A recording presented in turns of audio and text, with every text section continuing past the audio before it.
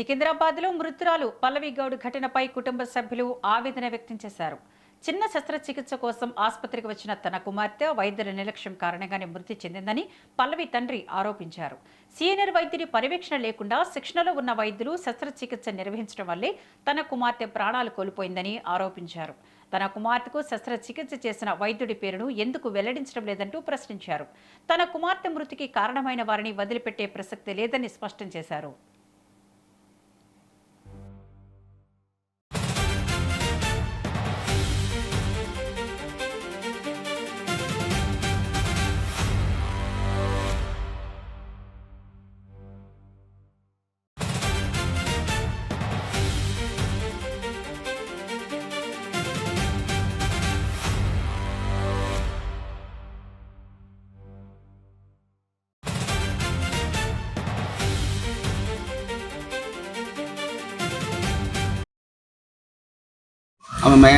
ఆమె చిన్న సర్జరీ అయింది. అది లైట్గా చెస్ట్ మీద లైట్గా ఒకటి గడ్డ లెక్క లైట్గా అయింది, ladies type form. So easy surgery అంటే ఓకే అని చెప్పి 16th మా మిస్సెస్ వాళ్ళు ఇద్దరు టెస్ట్లను చేయించుకున్న తర్వాత ఇట్స్ క్లియర్ చేయొచ్చు ఆపరేషన్ అని చెప్పి 18th మార్నింగ్ అడ్మిట్ కామని చెప్పారు.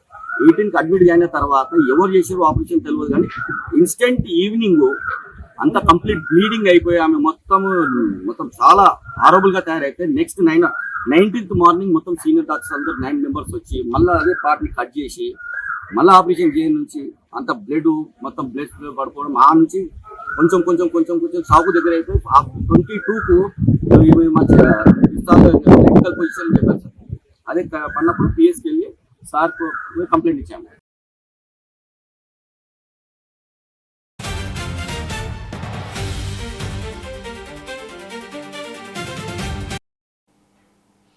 ఘటనపై అరుణోదయ కళాకారిణి విమలక్క స్పందించారు. ప్రజల నమ్మకంతో ఆసుపత్రులకు వస్తారని, ఆ నమ్మకాన్ని వమ్ము చేయకుండా వైద్య సేవలు అందించాలని అన్నారు. ఇదే కళాశాలలో చదువుతున్న పల్లవి ఇక్కడి నుంచి వైద్యం అందుతుందనే నమ్మకంతో గాంధీ ఆసుపత్రిలో చేరిందని తెలిపారు. చిన్న శస్త్రచికిత్స కోసం వెళ్లిన వ్యక్తి ప్రాణాలతో తిరిగి రాకపోవడం బాధాకరమన్నారు.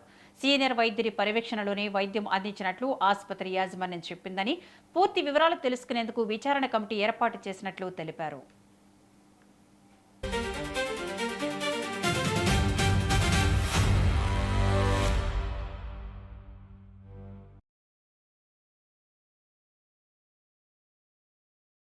మోడెపు పల్లవి గౌడ్. ఈ అమ్మాయికి 19 ఏళ్ళు. ఈ అమ్మాయి BSc nursing second year student. వాస్తవంగా ఆ అమ్మాయి అమ్మమ్మ గారు కట్ట, మనకు కూతూరు దూరంలో ఉన్న కట్ట. వీళ్ళు ఉండేది మాత్రం జియాగూడ. అంటే అమ్మాయి బ్రెస్ట్లో ఏదో చిన్నగా సిస్ట్ లాగా వచ్చింది. అది చిన్న గడ్డలా, పెద్దది కూడా కాదు. అది వచ్చింది ఫ్యూచర్లో వాళ్ళ అమ్మమ్మకో నానమ్మకో ఏదో ఇట్లాంటిది అయితే కొంచెం ఫ్యూచర్లో ప్రాబ్లం అయింది.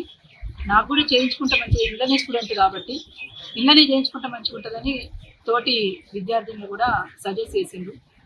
అట్లా చేయించుకుంటేనే మంచిది అన్నట్టుగా అన్నారు వాళ్ళు. అందుకని ధైర్యం చేసి అమ్మాయి చేయించుకుంది.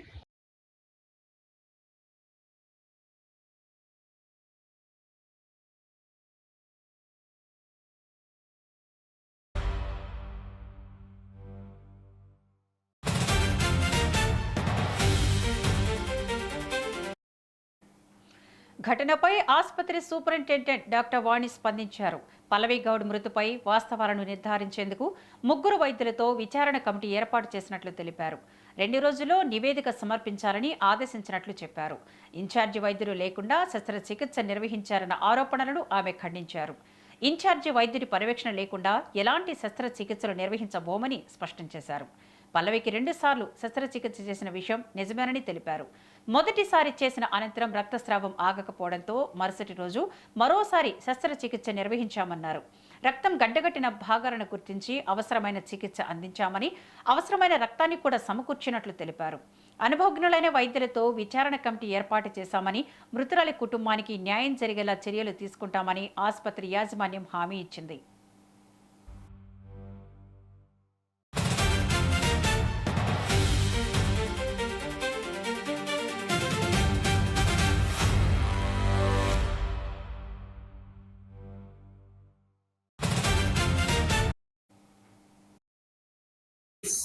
Studying BSc Allied Science OT technician with us. తనకి చిన్న ఫైబ్రోడెనోమా ఉంది, ఒక 2 by 2 centimeters ఫైబ్రోడెనోమా ఉన్నదని she wanted to get it surgery చేయించుకోవాలనుకుంది. తనకి ఏంటంటే ప్రిహెన్షన్ ఫ్యూచర్లో ఇది ఏమన్నా పెద్దగా అవుతుందేమో అని. సో దాని గురించి మన వాళ్ళు అన్ని ప్రీ ఆపరేటివ్ ఇన్వెస్టిగేషన్స్ అన్నీ చేసి ఫిట్ ఫర్ సర్జరీ అని సర్జరీకి టేకప్ చేస్తారు. మన ఎనస్థీషియా టీమ్